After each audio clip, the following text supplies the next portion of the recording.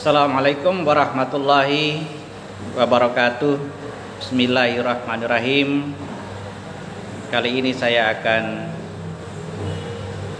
menyampaikan beberapa ayat yang menjawab pertanyaan teman yang masih ada dalam keraguan-raguan untuk mempelajari sendiri Al-Quran. Jadi saya mulai dari surat ke-41 ayat 53. Ini sudah sering kita bahas dalam kajian kita.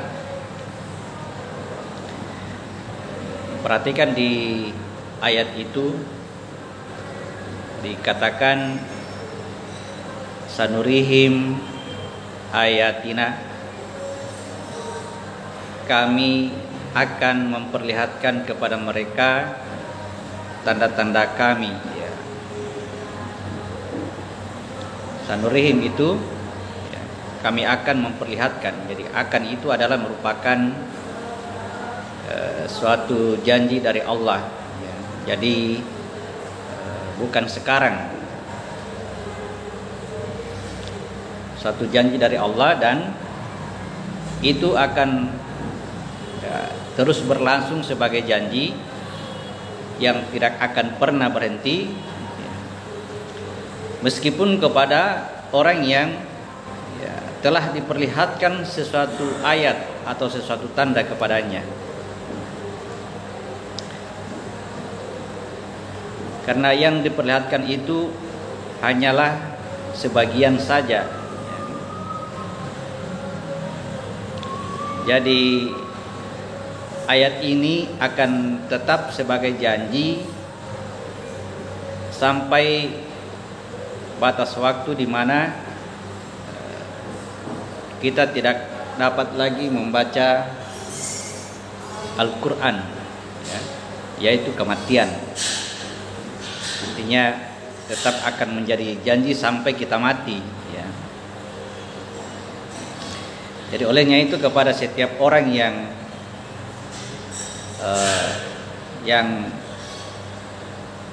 akan mati itu sebelumnya diperlihatkan kebenaran seluruhnya, seluruh kebenaran diperlihatkan di saat-saat menjelang kematian yang dibahasakan sebagai kedatangan Isa pada dirinya.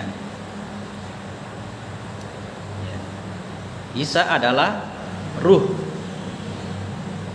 atau firman atau Al-Quran itu sendiri.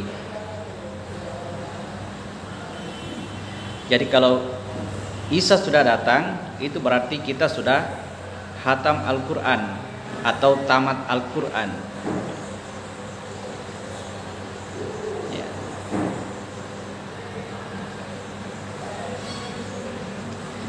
Kemudian kepada mereka berarti bukan hanya satu orang, melainkan kepada banyak orang, bahkan semua orang. Itulah keadilan Tuhan. Baik. Jadi tanda atau ayat yang diperlihatkan itu adalah tanda yang ada di segenap ufuk seluruh alam semesta, dan juga tanda yang ada pada diri kita sendiri, hingga jelas bahwa An-Nahul Haq, dia adalah Al-Haq atau kebenaran. Jadi standar kebenaran bagi setiap orang, bagi setiap kita adalah apa yang kita lihat sendiri, atau apa yang kita dengar sendiri, atau apa yang kita rasakan sendiri. Adapun yang kita ketahui dari penyampaian orang lain, itu belum merupakan sebuah kebenaran bagi kita, sampai kita sendiri berhasil membuktikannya. Baik, kita berangkat dari sebuah keyakinan bahwa Al-Quran sebagai firman Tuhan yang sudah pasti kebenarannya, tidak ada keraguan sedikit pun di dalamnya, ya. Sebagaimana yang tersebut di surat kedua Al-Baqarah ayat 2. Di dalamnya adalah petunjuk. Maka ketika kita membacanya, hendaklah membaca dengan niat untuk mendapatkan petunjuk padanya. Jadi bukan sekedar menggerakkan bibir dan lidah kita untuk membunyikan huruf-huruf yang ada. Membaca itu berarti mencari tahu apa isinya yang kita baca itu.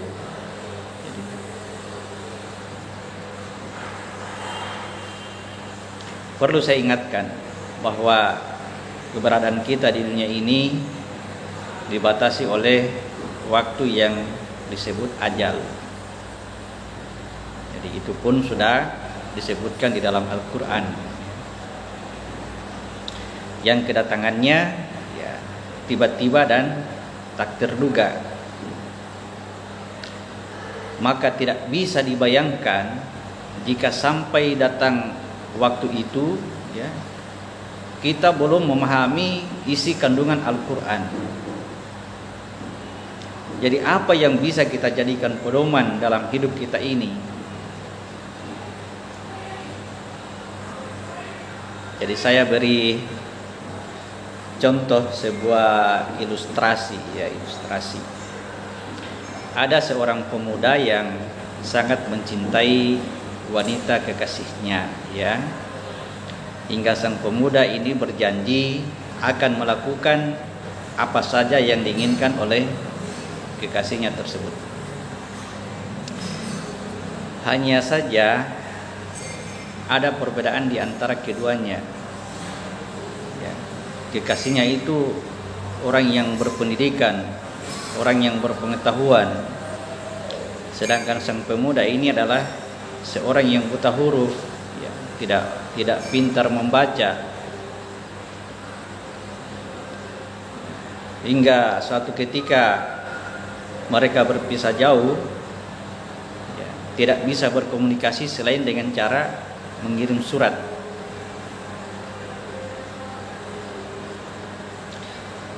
Setelah beberapa lama mereka berpisah, ya, sang pemuda ini menerima surat dari kekasihnya. Ya, sayang sekali dia tidak tahu membacanya. Maka dia meminta tolong kepada seseorang untuk membacakannya. Seseorang tersebut mengatakan bahwa isi suratnya adalah, ya, kekasihmu ini sedang merindukanmu. Ya, betapa senangnya sang pemuda mendengar berita tersebut, hingga waktu dibiarkan berlalu tanpa melakukan sesuatu apapun. Sampai suatu waktu muncul keinginannya untuk membaca sendiri surat dari kekasihnya. Untuk itu mulailah dia belajar membaca, mulai dari belajar abjad, ya, A, B, C, D, E, F dan seterusnya, A, I, U, E, O, Babi, Bu, Bebo, ya, begitulah cara membaca kita, hingga bisa membaca dan menggabungkan kata dan beberapa kalimat. Jadi sudah waktunya untuk membaca sendiri surat kekasihnya itu. Maka betapa terkejutnya dia, ya. Ternyata isi suratnya berbeda dengan apa yang disampaikan oleh seseorang yang pernah membacakan surat itu kepadanya. Dia baru tahu, dia baru sadar bahwa seseorang tersebut juga sebenarnya tidak tahu membaca dan berpura-pura membacakannya hanya untuk menyenangkan dirinya. Isi surat yang sebenarnya adalah, saya sedang sakit, datanglah kepadaku sekarang dan jangan lupa bawa obat. Ya. Maka sang pemuda panik, lalu bergegas ingin mendatangi kekasihnya.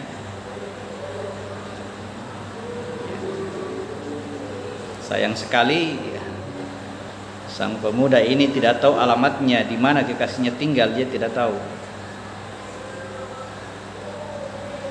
Tapi karena dorongan rasa cintanya kepada kekasihnya, itu yang membangkitkan semangatnya untuk mencari keberadaan kekasihnya. Dia keliling bertanya kepada setiap orang yang dijumpainya, sampai suatu ketika dia berjumpa kepada orang yang mengantarkan surat itu kepadanya. Maka dia berjalan bersama sang pengantar surat itu. Jadi syukurlah dia masih menemukan kekasihnya dalam keadaan sakit. Ya. Kekasihnya bertanya, mana obatnya? Dia menjawab, maaf, saya terburu-buru hingga saya lupa. Kekasihnya berkata, ya tidak apa-apa, saya maafkan. Hanya saja ya, kita tidak bisa bersama-sama lagi. Selamat tinggal. Maka betapa misalnya dia, tidak ada yang lebih menyakitkan hatinya daripada menyaksikan kematian kekasih yang tersebut. Jadi itulah ilustrasi yang coba kita pikirkan, coba kita upayakan pahami ya, meskipun ini hanya sebuah ilustrasi dari saya. Mungkin setelah memahami ilustrasi ini, kira-kira apa reaksinya pada diri kita? Apakah kita mendiamkan saja?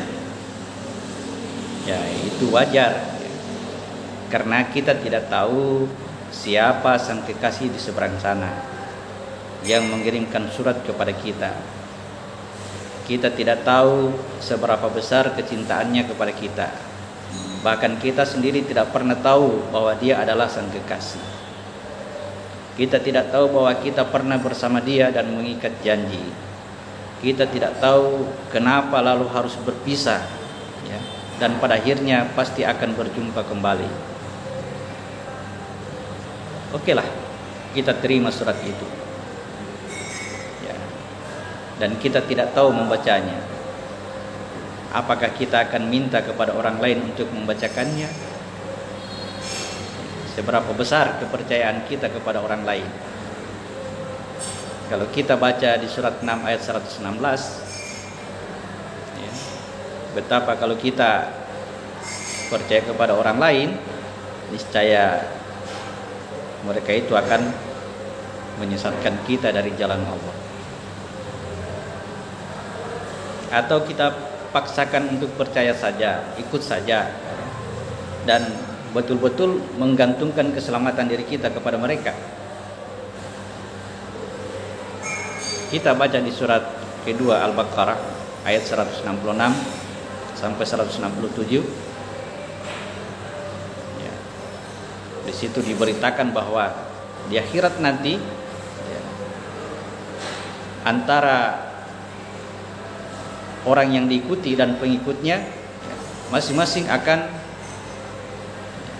saling berpisah. Masing-masing dimintai tanggung jawabnya sendiri-sendiri. Tidak ada alasan bahwa karena kita mengikuti dia maka dia harus bertanggung jawab. Tidak ada seperti itu. Seluruhnya tanggung jawab diserahkan kepada diri kita masing-masing. Olehnya itu ya, janganlah kita pertaruhkan diri kita yang hanya diberikan satu kali kesempatan hidup di dunia ini ya. Marilah ikutilah pesan sang kekasih ya. Di surat Al-Baqarah ayat 38, meskipun kita berpisah tapi dia sang kekasih ya, tetap mengirim surat kepada kita. Maka bacalah surat itu pelan-pelan saja ya.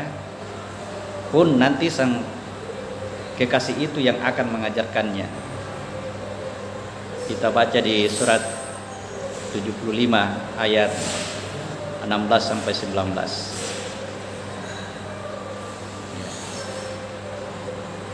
Jadi sang kekasih itu tidak jauh. Surat 2 ayat 186. Hanya saja dia tidak dapat berbicara langsung dengan kita. Surat 42 ayat 51. Perhatikan sang pengantar surat.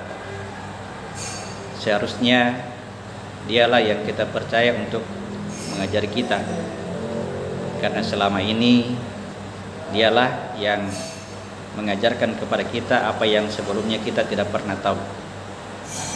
Kita baca itu di surat 2 ayat 151. Semoga bermanfaat. Assalamualaikum warahmatullahi wabarakatuh.